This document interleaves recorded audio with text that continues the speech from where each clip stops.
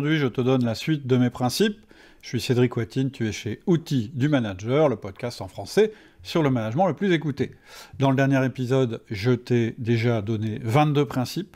Dans cet épisode-ci, je te donne les 22 suivants. Si tu n'as pas écouté l'épisode précédent, je te conseille de l'écouter avant, puisque tu auras les principes de management. Si tu veux aller plus vite, tu peux aussi télécharger le mind map qui a servi de support à ce podcast, simplement en cliquant sur le lien qui est en descriptif. Je te laisse avec la suite des principes. On démarre par les principes liés au coaching.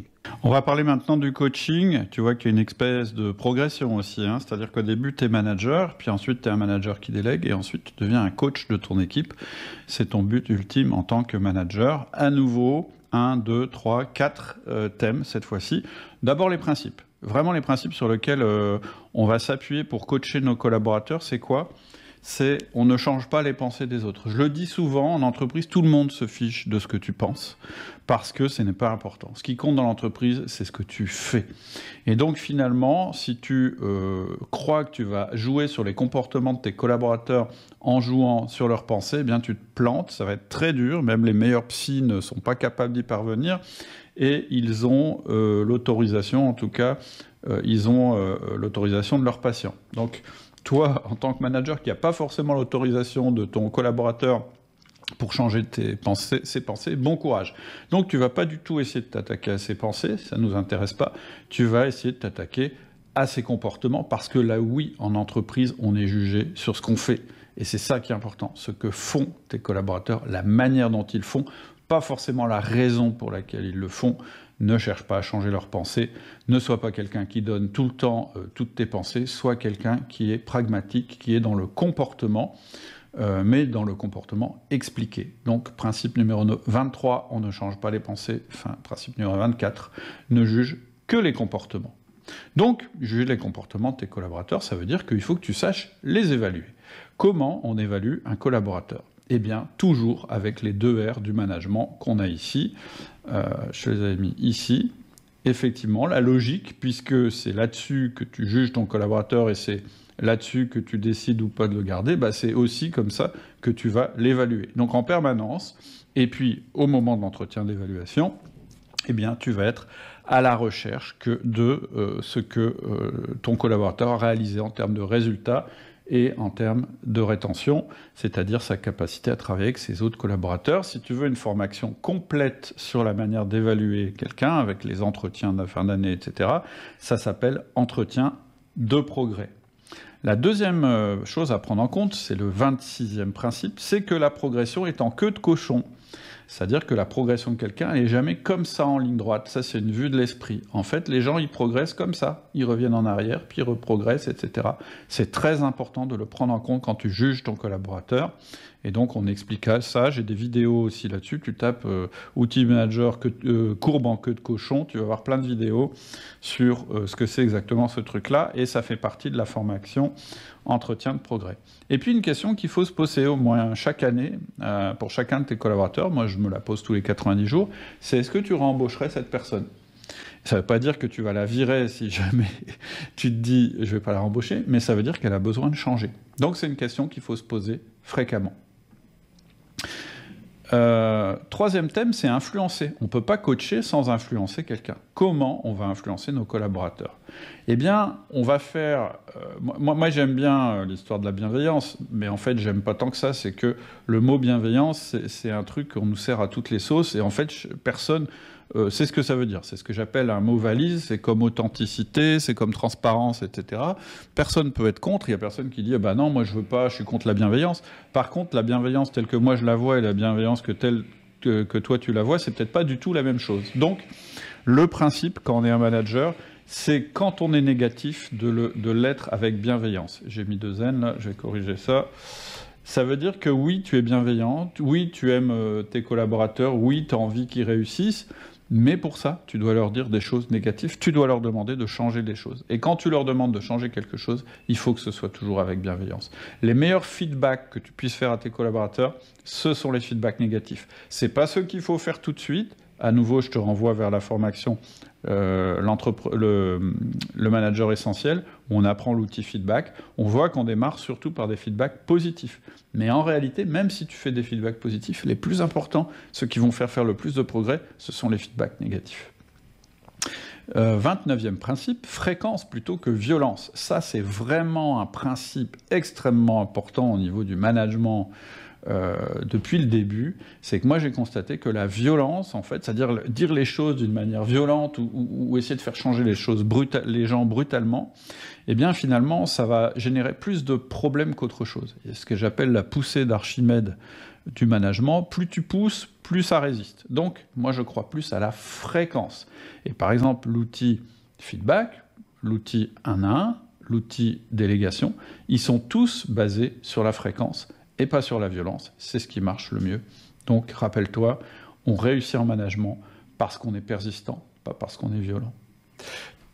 30e principe, très important, la pire chose que tu puisses faire, la plus grande catastrophe que tu puisses faire à quelqu'un qui a du potentiel, c'est de le mettre en limite de compétence. Ça ne veut pas dire que c'est foutu une fois que tu l'as fait, mais ça va être très compliqué à rattraper. Une fois que la personne s'est cognée contre le plafond et qu'elle est sonnée parce qu'elle n'a pas réussi, c'est très compliqué de la rattraper. Il faut vraiment éviter ça à tes meilleurs collaborateurs. Si jamais tu as des collaborateurs qui sont actuellement en limite de compétence, il faut absolument arrêter la situation parce que c'est comme ça que tu vas les perdre. Et donc, ça ne veut pas dire qu'il ne faut jamais proposer des challenges à tes collaborateurs. Évidemment que non. Tout notre processus de délégation, il leur propose des nouveaux challenges, mais ce sont toujours des challenges qui sont dosés. C'est pour ça que je dis que la délégation, c'est un chemin, et qu'il y a un chemin qui est tracé. Et donc, normalement, leurs compétences et leurs challenges doivent correspondre. Si tu sens que tu n'es pas comme ça avec un de tes collaborateurs, c'est alerte rouge, il faut vite faire quelque chose, soit arrêter la délégation pour le remettre dans sa zone de confort, mais il y aura des séquelles, ou soit vraiment trouver les moyens de l'aider pour qu'il sorte de cette limite de compétence, de cette situation. Mais dans les deux cas, une fois que tu y es, il ne faut pas que ça dure longtemps. C'est comme ça qu'on fait les pires dégâts. Moi, j'ai vu ça dans plein de boîtes différentes. Et puis, dernier thème, c'est le but ultime du coaching. C'est quoi ton but ultime quand tu fais du coaching? Eh bien, voilà les 3 principes qui correspondent. Le principe numéro 31, créer une équipe de héros. En tant que manager, en tant que chef d'entreprise, ton kiff, ton pied, ça n'est plus de faire des choses toi-même, c'est de t'asseoir avec ton collaborateur en 1 à 1 et qui t'explique à quel point il a été bon et à quel point il a réussi quelque chose. Ça te procurera beaucoup plus de plaisir et un plaisir renouvelé que quand c'est toi qui as fait cette chose. Moi, il n'y a rien que j'aime autant, et c'est le cas de tous les bons managers que je connais, qui me plaît autant que d'entendre mon collaborateur m'expliquer comment il a réussi à faire quelque chose de formidable pour mon entreprise. Le 32e principe, c'est différent et complémentaire. Une équipe, ça ne sont pas des personnes qui sont toutes les mêmes, ce sont des personnes qui sont très différentes. Et à nouveau, je te conseille le profil DISC, si tu veux mieux comprendre cette phrase.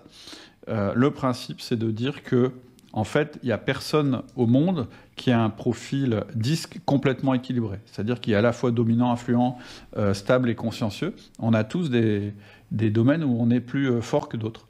Et l'idéal, c'est qu'en fait, ce soit le profil DISC de ton équipe qui soit équilibré. Donc, différent, ça veut dire que oui, les personnes ne sont pas pareilles. Complémentaire, ça veut dire que tu réussis à les faire travailler ensemble. Ça, c'est la partie plus difficile, quand on a des équipes où il y a des gens différents, avec beaucoup de différences à l'intérieur. Et le modèle DISC, ça va vraiment t'aider à les faire travailler ensemble. Et puis, hyper important, c'est que ton équipe de héros, eh bien, ça doit être une équipe de héros qui sont animés par la bonne culture, par une culture commune qui crée de la rétention et des résultats. Et donc, oui, ils sont différents, ils ont des profils différents, mais ils convergent tous vers la même culture. Et la culture, c'est pas seulement il faut qu'on réussisse à faire ça, c'est comment on fait ça. Et c'est pour ça que j'ai fait récemment une formation qui s'appelle CTC, Crée ta culture, qui permet justement de définir une bonne culture d'équipe et surtout de la mettre en application. C'est extrêmement important que le coaching, il fasse évoluer les personnes individuellement, mais à l'intérieur d'une culture commune. La culture commune, c'est ça qui fera la force de ton équipe de manière automatique. C'est-à-dire que quand les personnes ont la bonne culture à l'intérieur de l'équipe, ils s'autorégulent. Et même quelqu'un qui arriverait de l'extérieur et qui ne serait pas dans la bonne culture, eh bien, tu n'auras pas de feedback à faire. C'est eux qui vont faire les feedbacks entre eux. Et c'est ça qui est formidable quand tu réussis à bien gérer la culture de ton équipe. Voilà pour la partie coaching. Et écoute, on est pas mal. J'avais prévu 1 minute par principe. Pour l'instant, je tiens à peu près le timing. Ici, à nouveau, 4 thèmes. Principe, agenda, attitude, stratégie. Là, on est dans la direction d'entreprise, plutôt pour un chef d'entreprise, mais ça marche avec un responsable de centre de profit ou quelqu'un qui a des responsabilités élevées dans une entreprise. Les principes, c'est quoi ? Le premier principe, hyper important, et c'est pas moi qui l'ai inventé, c'est un gars qui s'appelle Michael Gerber, travaille sur ta boîte et pas dans ta boîte. C'est le 34e principe, mais c'est le premier principe d'un responsable d'entreprise. Si tu as une boîte et que tu travailles dans ta boîte, tu n'as pas une boîte, tu as un job. Et donc, ton job, c'est pas de travailler dans le quotidien de ta boîte, sûrement pas. Ton job, c'est de travailler sur ta boîte pour la développer. Tu dois déléguer tout le reste, je vais y venir. 35e principe, ajouté récemment, la culture est ton actif majeur. Travailler sur sa boîte, ça veut dire aussi travailler sur la culture de sa boîte et faire en sorte d'avoir la meilleure culture possible. Je suis persuadé que les boîtes qui vont avoir le plus de valeur dans les années qui viennent, c'est celles qui ont la meilleure culture, qui ont les meilleurs salariés, parce que ça va devenir une denrée rare, parce que de plus en plus, c'est chacun pour sa gueule et que c'est très difficile de motiver des gens, d'en faire des bons salariés, des gens en qui on puisse avoir une totale confiance. Tout ton système de management, de délégation, de coaching doit conduire à ça. Il doit conduire à développer une culture qui va être ton actif majeur. Oui, il ne sera pas dans ton bilan, ce truc-là, mais c'est ce qui va te permettre un jour de vendre ta boîte avec le meilleur multiple, parce que la personne qui va arriver, c'est qu'elle achète une boîte qui a de l'avenir. Et même, d'ailleurs, si c'est pas pour la vente, mais on y reviendra sur la vente d'entreprise. Voilà, ce qui donne le plus de valeur à ta boîte, c'est la culture des gens qui travaillent dedans. L'agenda, maintenant. Et oui, première chose à faire quand on est chef d'entreprise et qu'on a envie de faire évoluer les choses, c'est le premier conseil que je donne dans ma formation, l'entrepreneur libéré, LEL, que je te conseille, si tu veux transformer ta manière de gérer ton entreprise, eh bien, c'est d'inverser dans ton agenda. C'est quoi inverser son agenda ? Ça veut dire que, au lieu d'être à la boîte par principe, tu n'es à la boîte que parce que tu as rendez-vous avec quelqu'un dans la boîte. Le reste du temps, tu n'y es pas. Cette personne avec qui tu as rendez-vous, ça peut être toi-même, peu importe. Mais ça veut dire que par défaut, tu n'es plus dans ta boîte. C'est ça, inverser son agenda. J'explique concrètement comment le faire dans la formation. L'avantage, quand tu fais ça, c'est que tu es moins souvent là. Et donc, ça va te permettre de te conformer au 37e principe qui est « sois rare et intense ». En fait, le chef d'entreprise, c'est un peu comme le feu. On aime bien qu'il nous réchauffe, on aime bien qu'il nous éclaire, mais quand il est tout le temps là, eh bien, il finit par nous cramer. Et c'est normal. Moi, je sais que quand je suis dans mes boîtes, eh bien, je suis plutôt emmerdant parce que je vais aller voir tout ce qui ne va pas selon moi et je vais empêcher les gens de travailler. Moi, mon impact, il est plus là désormais. Il est justement dans les moments où il faut être là parce que c'est important, parce qu'il y a un sujet important, parce qu'il y a quelque chose d'intense à dire. Et en fait, c'est de l'ordre de la vitalité. Et donc, ça donne aussi le 38e principe qui est, quand tu es chef d'entreprise, délègue le management quotidien. D'ailleurs, on a fait une formation là-dessus qui s'appelle « Bras droit gagnant », qui va te permettre de trouver ton bras droit, de le former, et puis de fonctionner avec lui pour ne plus avoir à gérer le management quotidien d'entreprise. Tu ne seras là que pour donner de la vitalité à ton entreprise. Ça, c'est vraiment l'agenda que tu dois te fixer quand tu es chef d'entreprise. Ensuite, au niveau de l'attitude, 3 principes. Premier principe, extrêmement important, assez récent, dont je parle beaucoup dans la formation LEL, l'entrepreneur libéré, c'est l'antifragilité. En gros, je te résume, l'antifragilité, c'est ce qui va permettre à ton entreprise de ressortir plus forte que les crises et de résister à toutes les crises. Je ne vais pas faire, là maintenant, un exposé sur l'antifragilité.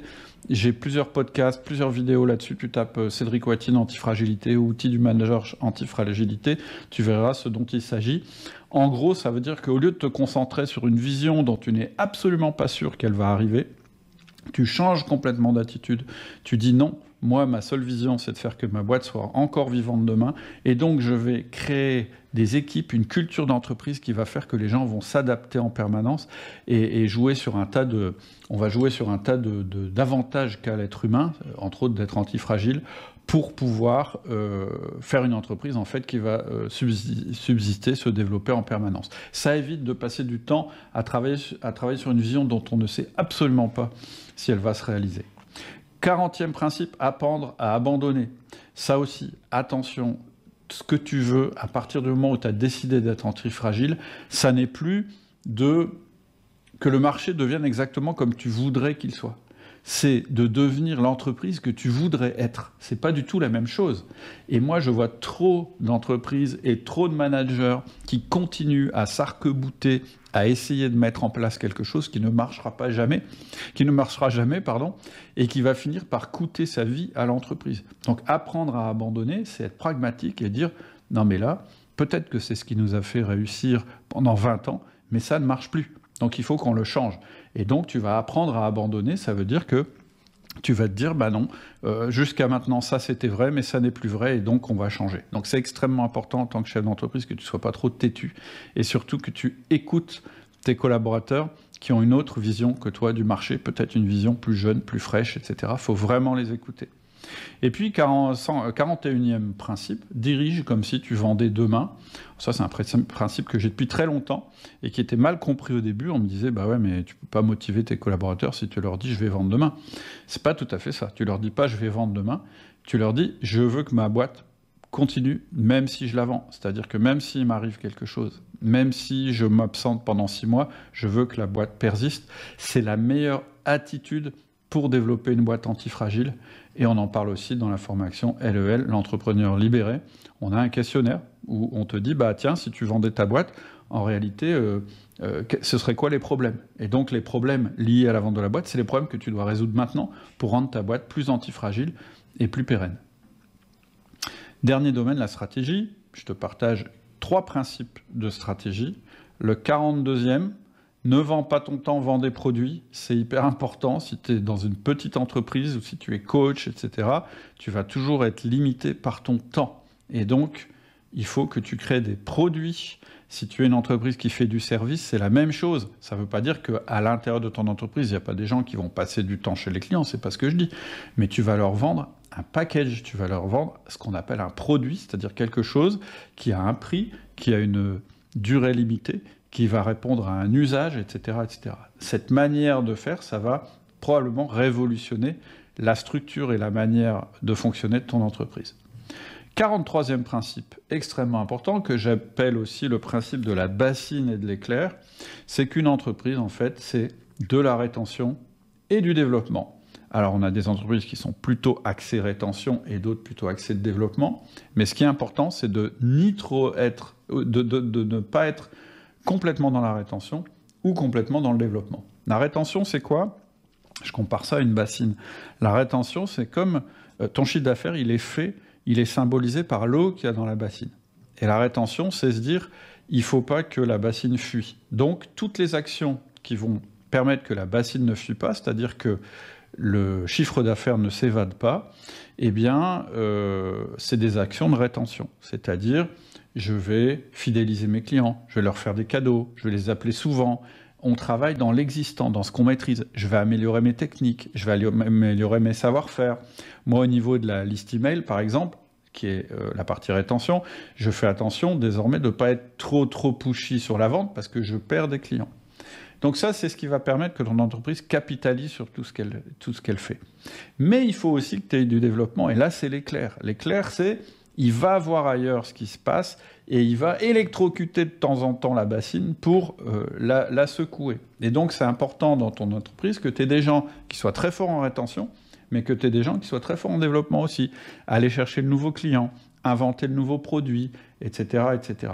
Et régulièrement, tu donnes le pouvoir à gauche ou tu donnes le pouvoir à droite, selon les besoins de l'entreprise. Parce que si tu as une entreprise qui est que dans la rétention, eh bien, elle va s'éroder, elle va être de moins en moins performante, tes marges vont baisser, c'est peut-être ce que tu vois déjà, et ton chiffre d'affaires va baisser. Mais ce sont quand même les entreprises qui durent le plus longtemps, je le précise au passage. Et si tu as une entreprise qui est que dans le développement, eh bien elle ne capitalise jamais, elle n'a pas de trésorerie, elle est tout le temps en train de devoir lever des fonds, etc. Parce que sinon elle ne peut pas survivre. Donc la voie royale, elle est dans l'équilibre ou dans l'alternance entre ces deux composantes. Et puis, dernier principe, ne mets pas tous tes œufs dans le même panier.